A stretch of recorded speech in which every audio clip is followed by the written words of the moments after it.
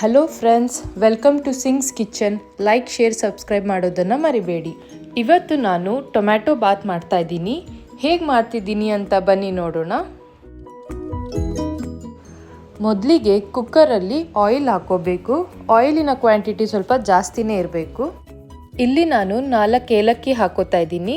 ಏಲಕ್ಕಿ ಬದಲು ನೀವು ಏಲಕ್ಕಿ ಪುಡಿ ಕೂಡ ಹಾಕೋಬಹುದು. 1 ಆನಿಯನ್ನ ನಾನಿಲ್ಲಿ ಹಾಕ್ಕೊಂಡು ಬ್ರೌನ್ ಆಗೋವರೆಗೂ ಫ್ರೈ ಮಾಡ್ಕೋಬೇಕು. ಅರ್ಧ ಚಮಚ ಅಷ್ಟು ಕಸ್ತೂರಿ ಮೇಥಿನ ಹಾಕೋತಾ ಇದ್ದೀನಿ. ಇಲ್ಲಿ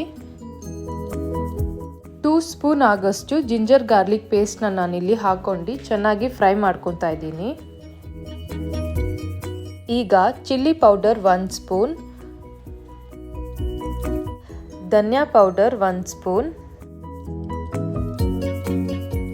ಲವಂಗ ಪೌಡರ್ ಅರ್ಧ ಸ್ಪೂನ್, ಅರಿಶಿನ ಪುಡಿ ಅರ್ಧ ಸ್ಪೂನ್, ಇದೆಲ್ಲ ಹಾಕೊಂಡು ನಾವಿಲ್ಲಿ ಚೆನ್ನಾಗಿ ಫ್ರೈ ಮಾಡ್ಕೊಬೇಕು. 4 ದಪ್ಪ ಸೈಜಿನ ಟೊಮ್ಯಾಟೊನ ನಾನಿಲ್ಲಿ ಗ್ರೈಂಡ್ ಮಾಡ್ಕೊಂಡು ಪೇಸ್ಟ್ನ ಪ್ರಿಪೇರ್ ಮಾಡಿ ಹಾಕೊಂಡಿದ್ದೀನಿ.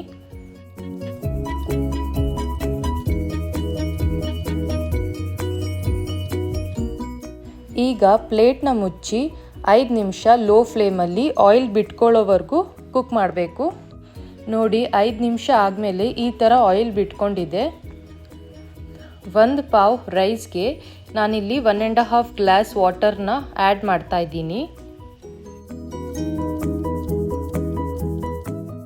ಇಲ್ಲಿ 1 ಪಾವ್ ರೈಸ್ನ ನಾನು ಆ್ಯಡ್ ಮಾಡ್ತಾ ಇದ್ದೀನಿ.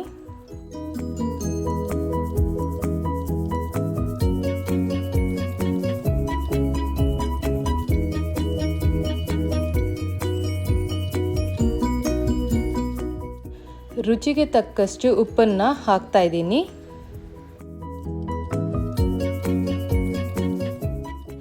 ಈಗ ಕುಕ್ಕರ್ನ ಮುಚ್ಚಿ 1 ವಿಸಿಲ್ ಆಗೋವರೆಗೂ ಕಾಯಬೇಕು.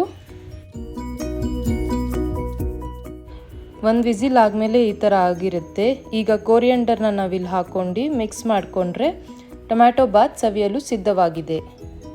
ನೀವಿನ್ನೂ ನನ್ನ ಚಾನಲ್ಗೆ ಸಬ್ಸ್ಕ್ರೈಬ್ ಆಗಿಲ್ಲ ಅಂದರೆ ಸಬ್ಸ್ಕ್ರೈಬ್ ಆಗಿ ಫ್ಯಾಮಿಲಿ ಫ್ರೆಂಡ್ಸ್ ಜೊತೆ ಶೇರ್ ಮಾಡಿ. Thank you.